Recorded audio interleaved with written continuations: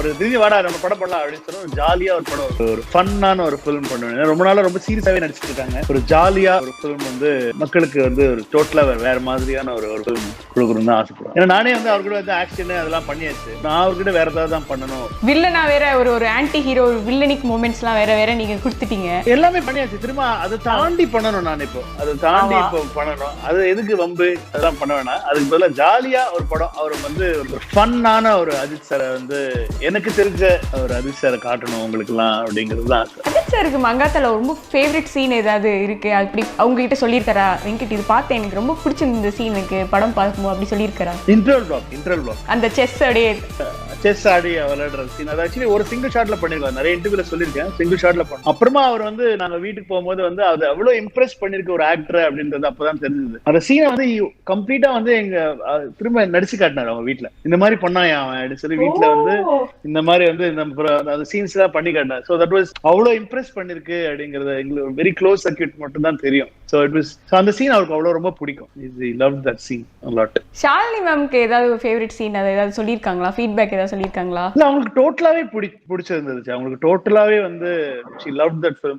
முன்னாடி எல்லாம் எப்பவுமே வந்து she used to ask Venkat இந்த பாட்டு பாடுங்க அப்படின்னு சொல்லிட்டு she used to ask me to sing. அவங்களுக்கு ரொம்ப பிடிச்ச பாட்டு அந்த டைம்ல வந்து அடிக்கடி பாட சொல்றது எப்போ நான் ஏதாவது கெட் டுகெதர் அப்படின்னா வந்து இதுவரை பாட சொல்லுவாங்க. அப்பப்போ it's one of her favourite songs அந்த டைம்ல. அப்புறமா ரொம்ப நாள் ஆயிடுச்சு.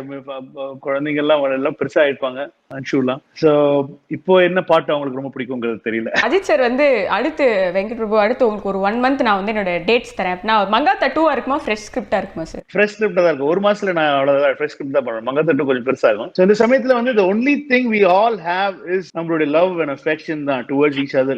இந்த சமயத்து இனிமேல் நம்ம வந்து I think we should just spread love because நம்மளெல்லாம் தாண்டி ஒரு சக்தி நம்மளை போட்டு ஆட்டி படைச்சிட்டு இருக்கு. இப்போ இந்த பேண்டமிக் சிச்சுவேஷன் நமக்கு நிறைய சொல்லி கொடுத்துருக்குன்னு நினைக்கிறேன். இதெல்லாம் வந்து இந்த பேண்டமிக் முடிஞ்சோடனே கண்டினியூ பண்ணணும். அதுக்கப்புறம் திரும்ப பழைய மாதிரி போயிடாம திரும்ப பழைய மாதிரி வந்து அவன் வளர்ந்துட்டானா எப்படா வளரலாம் அவன் அப்படின்ற மாதிரி இல்லாம சூப்பரா இருக்குப்பா வளர்ந்துட்டியாடே எனக்கு அடுத்து ஏதாவது பண்ணி கொடுறா அப்படிங்கிற மாதிரி கேட்கணுன்றதுதான் ஆசையா இருக்கு.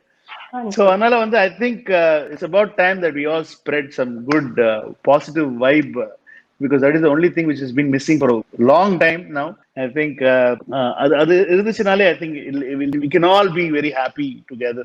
அதான் நினைக்கிறேன். விபி படம் மாதிரி அப்படி சொல்லிடலாம் சார் நம்ம. இல்ல எனக்கு அதுதான் ஆசை. எனக்கு வந்து இப்ப நீங்க வந்து உங்க ஃபேமிலியோட உங்க ஃப்ரெண்ட்ஸோட நீங்க வந்து என் படம் பாத்தீங்கன்னா அந்த 2-2.5 மணி நேரம் ஜாலியா இருந்துட்டு நீங்க போகணும். அது என்ன ஜானரா இருந்தாலும் பரவாயில்ல. அது sometime it work sometime it doesn't work. என்னோட படங்கள்ல வந்து முக்காவாசி சில படங்கள்ல இப்போ கோவாலாம் பல வருஷம் கழிச்சுதான் ஐயோ நல்ல படமா இருக்கு அது அப்படின்னு சொன்னாங்க.